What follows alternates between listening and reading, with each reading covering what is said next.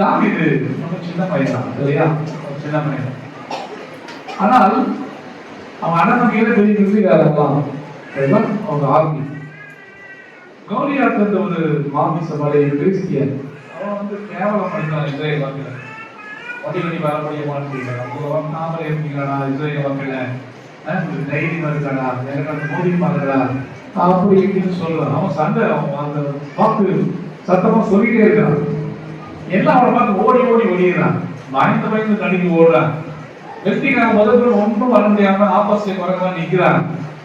அவன் எதிர்த்து நின்று அவன் சத்தம் போட்டுட்டு கேவலப்படுத்திட்டே இருக்கான். அப்போ அந்த இடத்துல அண்ணன் தம்பிகளை பார்க்கறதுக்கு போனவர் தாவீது. அவர் ஆடு மாடு மேய்க்கிறவர். அவருக்கு ஒன்றும் தெரியாது. சும்மா போனாரு, அங்க பார்த்தா அந்த ஒருத்தர் சத்தம் போட்டுட்டே இருக்கிறான், கேவலப்படுத்திட்டே இருக்கிறான். அப்ப அவருக்கு சொல்றாரு, என்னடா எல்லாம் வெட்டப்படுறீங்க, பயந்து நிற்கிறீங்க, நான் அவங்கள சண்டைக்கு போறேன். ஏன்னா சிரிக்கிறாங்க. அவளை பெரிய பெரிய ராணுவ வீரர்கள்லாம் பயந்து ஓடி நிற்கிறாங்க. இந்த சின்ன பையன் எனக்கு சண்டை போறேன். அப்போ அவர் சொன்னார், இல்ல இல்ல நான் போறேன், எல்லாரும் வேணாம் கொண்டு போட்டோம் அப்படின்னா.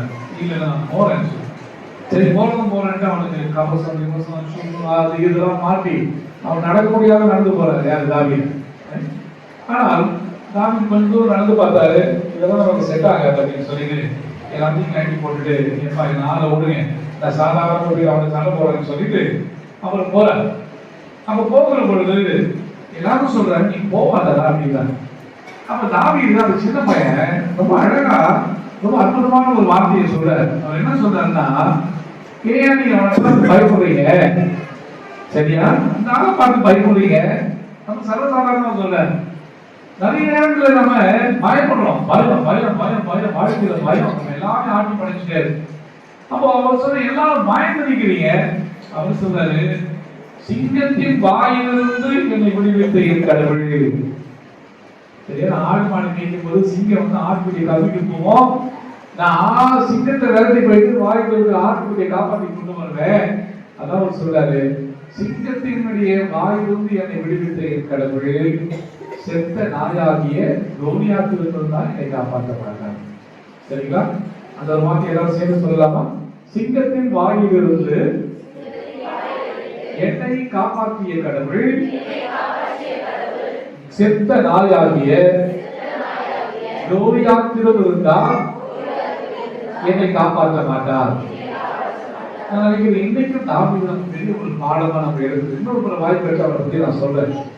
இது ஒரு பெரிய பாடம். அவன் செத்த நாய் மாதிரியான சரி, நான் பெரிய ஒரு ஏற்கனவே இருக்கு. பவுனுடைய சொல்றார், உலகத்தில் இருக்கிற அவனை விட எனக்கு இருக்கிறவர் பெரிய கூட இருக்கிறார். என்ன படிக்கிறீங்க?